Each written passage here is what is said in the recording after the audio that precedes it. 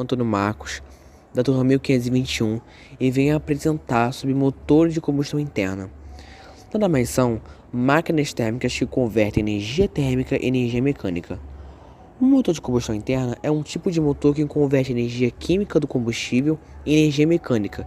Ela faz isso através de um ciclo de 4 etapas: admissão, compreensão, combustão e escape.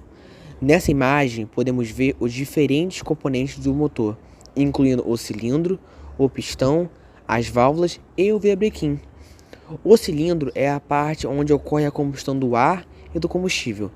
Já o pistão é uma peça que se move para cima e para baixo dentro do cilindro, formando a câmara de combustão e transmitindo a força expansiva da carga combustível.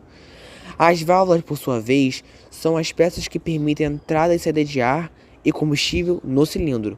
A vela de ignição é a peça que produz uma faísca elétrica para iniciar a combustão. A biela é a peça que liga o pistão ao virabrequim. O virabrequim, por sua vez, é a peça que transforma o movimento linear do pistão em movimento rotativo, que é usada para acionar as rodas do veículo.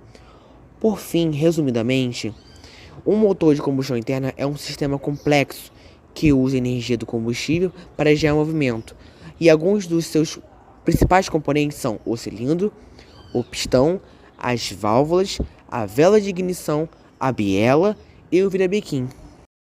Agora que você sabe quais são e para que servem os principais componentes de um motor de combustão interna, meu nome é Jean Jone e eu vou dar continuidade explicando como funcionam os motores de ciclo de Otto, diesel e Atkinson, começando pelo ciclo de Otto, também conhecido como motor a gasolina ou motor de 4 tempos.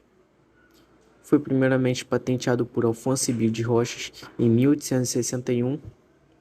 A primeira pessoa a construir um motor de 4 tempos foi o engenheiro alemão Nikolaus Otto, a partir da ideia de se utilizar benzeno como combustível, datada de 1860. Esses 3 tipos de motores consistem em 4 etapas: admissão, compressão, combustão e exaustão. No primeiro tempo, a válvula de admissão se abre, enquanto a válvula de exaustão permanece fechada.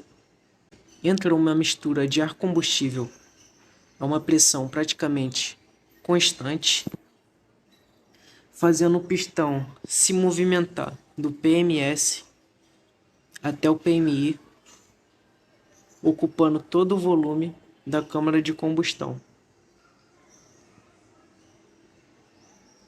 A válvula se abre, a mistura entra e o pistão vai até o PMI. No segundo tempo, a válvula de admissão se fecha, o pistão vai até o PMS novamente, comprimindo essa mistura, sem fazer trocas de calor. Essa compressão faz com que os valores de temperatura e pressão se elevem, porém, essa temperatura não é o suficiente para provocar a alta ignição do sistema. E por isso, a vela solta uma faísca que faz com que a mistura ar-combustível entre em combustão. Nesse momento, uma grande quantidade de energia térmica é gerada, sendo que parte dela é convertida em energia mecânica, que faz um pistão se movimentar de uma forma bem violenta do PMS até o PMI, como se tivesse recebido uma pancada bem forte.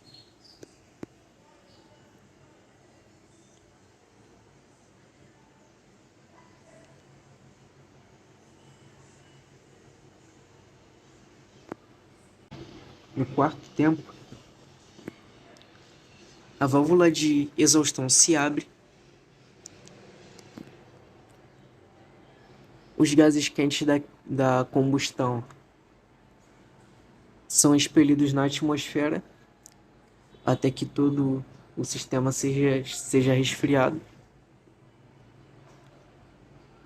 E por fim, o pistão desliza novamente até o PMS, jogando fora todos os resíduos da combustão. E por inércia, os ciclos se repetem várias e várias vezes. Rudolf Diesel tentou inventar um substituto mais eficaz para o vapor como meio de fluido para ser usado em motores térmicos. E ele conseguiu projetar um motor com maior eficiência do que o motor de ciclo de Otto. E seu motor foi patenteado em 1892. No primeiro tempo, a única diferença é que somente ar puro é admitido. Agora no segundo tempo, o pistão vai em direção ao PMS, comprimindo o ar, levando em conta que a taxa de compressão dos motores a diesel é muito maior do que os de motores de ciclo Otto. E com isso, a temperatura e a pressão se elevam ainda mais. O rendimento é melhor e a potência é maior. Vamos ver aqui. O pistão desliza, comprimindo o ar. E quando ele chega bem próximo mesmo do PMS, onde a temperatura já está bem elevada, a temperatura lá em cima, o óleo diesel é injetado pelo bico injetor a uma pressão ainda maior do que na câmara de combustão, e ele é pulverizado instantaneamente. Conforme o óleo diesel vai sendo injetado, os gases se expandem e o pistão é praticamente empurrado contra o ponto morto inferior. Lembrando que no ciclo de Otto, a combustão é como se fosse uma pancada, mas aqui já é tipo um empurrão.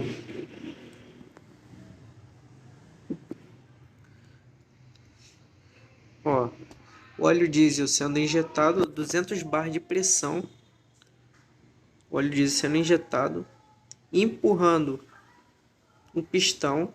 A combustão ainda é mais demorada por causa disso, comparado com o ciclo de Otto.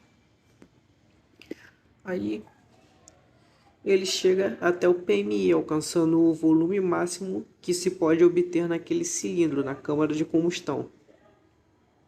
Daí agora no quarto tempo, a válvula de exaustão se abre, os gases quentes são expulsos na atmosfera e o pistão permanece ali parado, ele não sobe, fica parado ali até que todo o sistema seja resfriado.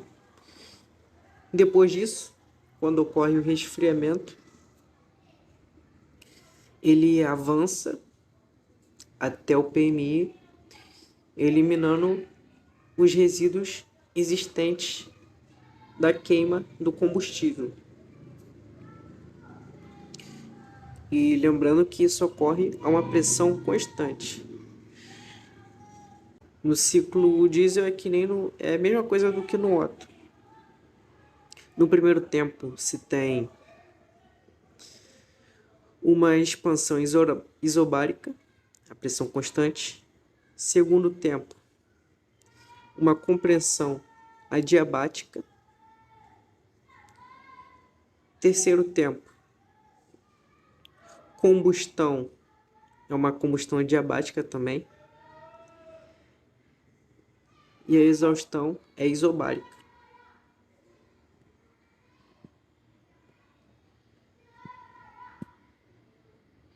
Ó, o pistão avançando, todos os resíduos sendo liberados na atmosfera e por inércia, ele vai continuar fazendo esse ciclo, ele vai repetir esse ciclo continuadamente até que o motor seja desligado. Vamos ver aqui algumas diferenças sendo explicadas com mais detalhe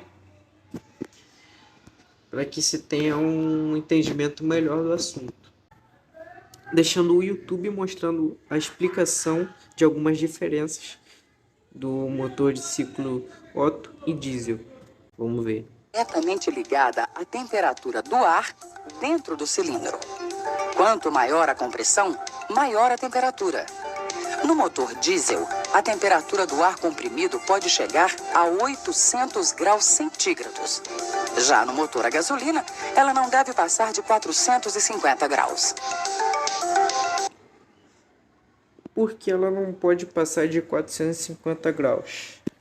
Eu lembro faz uns dias que eu estava estudando para poder fazer essa apresentação aqui.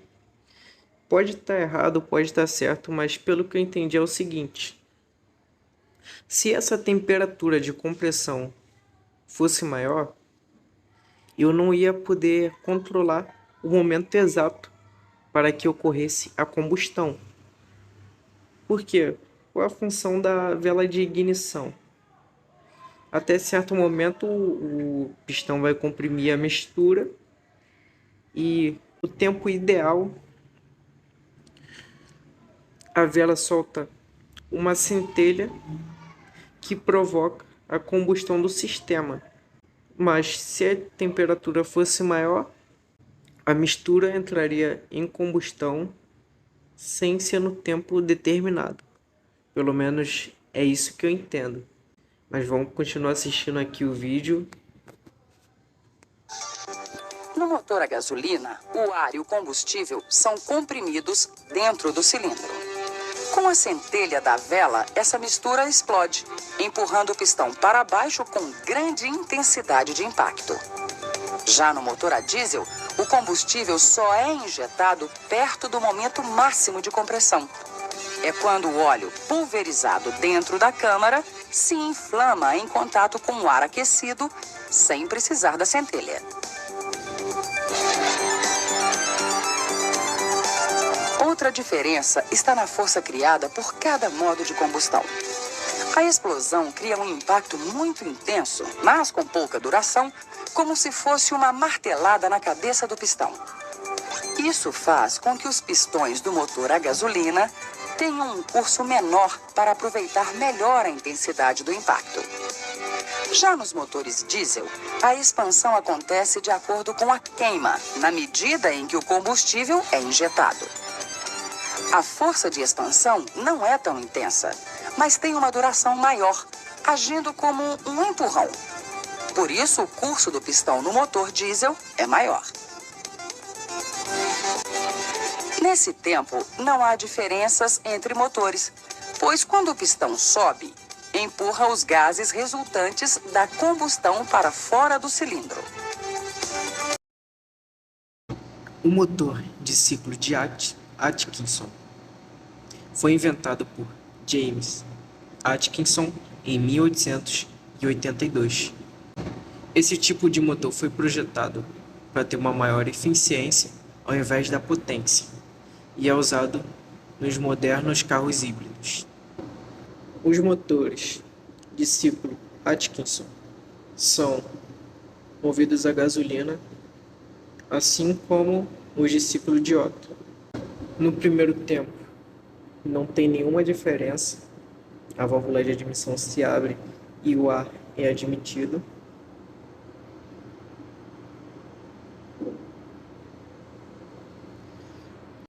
Agora, no segundo tempo, é onde que se tem todo o diferencial. Porque, ao invés de fechar, a válvula de admissão continua aberta e vai fechando gradativamente conforme o pistão avança. E quando ela se fecha, aí sim se inicia a compressão.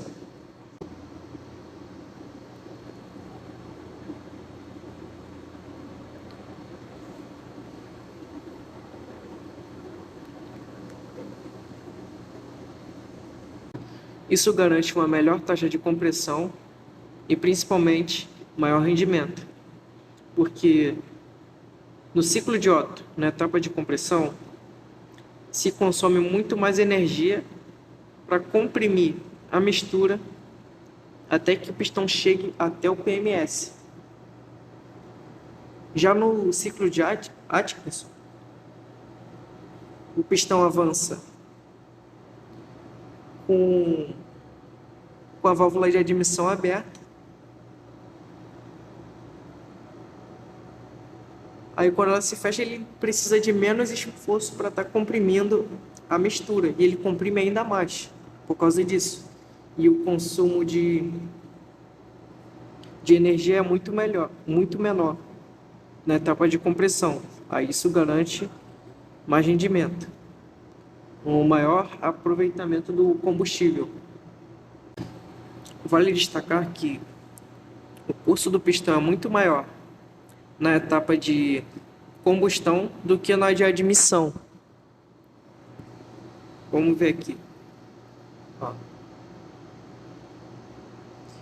É a mesma coisa, a vela de ignição solta faísca e provoca a explosão do sistema, elevando a temperatura e a pressão. E por consequência disso, da válvula de admissão aberta, a potência é muito menor. Porque não tem muito... Porque se diminui a quantidade de combustível a ser comprimido. Vamos ver aqui outra animação de novo. A válvula vai fechando devagar. Admissão, compressão, explosão e exaustão.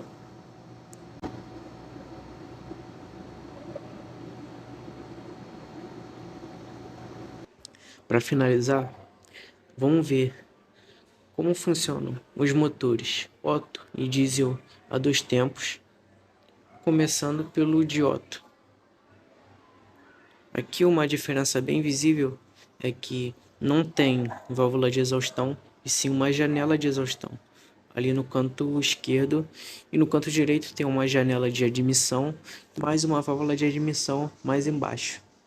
No primeiro tempo, enquanto o pistão vai até o PMS comprimindo o sistema, a válvula de admissão se abre e uma nova mistura é admitida. Vamos ver aqui por etapas. Aqui, quando o pistão chegou nesse ponto aqui, a janela de admissão se fechou completamente, enquanto a válvula se abriu e entrou uma nova mistura. Ali a janela de exaustão. Você vê, conforme o pistão vai avançando, ela se fecha, aí sim o ar e combustível são comprimidos. Aí é a mesma coisa, chegou um momento de combustão, o pistão realiza trabalho, conforme ele vai retornando à sua posição inicial, a passagem da janela de exaustão é liberada novamente e a de admissão também é liberada. Chegando aqui, ele faz meio que uma pressão no cárter que auxilia que essa mistura que foi admitida vai pela janela de admissão, passa ali, auxiliando na exaustão dos gases da queima, da combustão. E assim se repete o ciclo.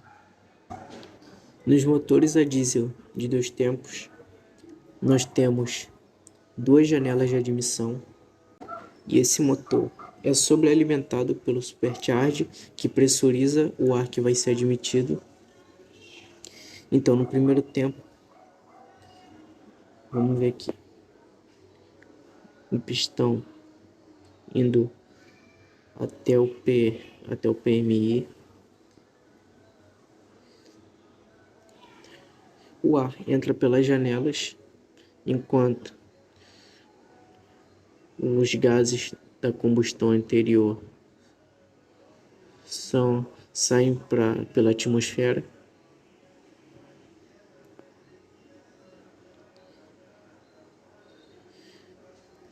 Agora, no primeiro tempo, o pistão vai até o PMS.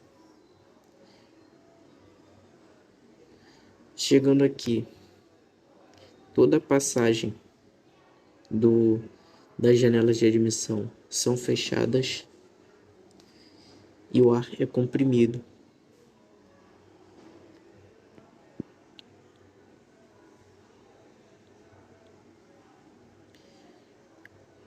O óleo diesel é injetado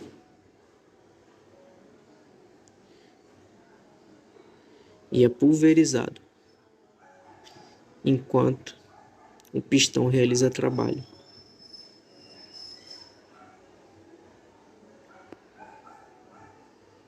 Novamente, a passagem das janelas são liberadas, entra mais ar, um ar novo na câmara de combustão, enquanto os gases da queima são eliminados na atmosfera. Olá, me chamo Emily, sou da turma 1521 e hoje vim apresentar a vocês o sistema de refrigeração e de lubrificação. No slide a seguir, irei falar sobre os componentes do sistema de refrigeração, que são o compressor, o condensador, o evaporador e a válvula de expansão. O compressor comprime o gás refrigerante que passa pelo condensador, onde libera calor e se condensa em líquido. O líquido refrigerante, então, passa pela válvula de expansão que reduz sua pressão e temperatura e entra no evaporador, onde absorve calor e se evapora novamente em gás. O ciclo se repete continuamente para manter a temperatura desejada. Agora os componentes do sistema de lubrificação, que são a bomba de óleo, o filtro de óleo e o trocador de calor. A bomba de óleo envia o óleo lubrificante para o compressor, onde reduz o atrito e o desgaste das peças. O óleo lubrificante, então, passa pelo filtro de óleo, que remove as impurezas e partículas do óleo. O óleo lubrificante também passa pelo trocador de calor, onde troca calor com o líquido refrigerante, resfriando o óleo e aquecendo o líquido. Por fim, os componentes funcionam em conjunto para formar o sistema. O sistema de refrigeração e lubrificação é um sistema integrado que usa o mesmo fluido para refrigerar e lubrificar o compressor. O sistema também é controlado por um termostato que regula a temperatura do evaporador e do trocador de calor.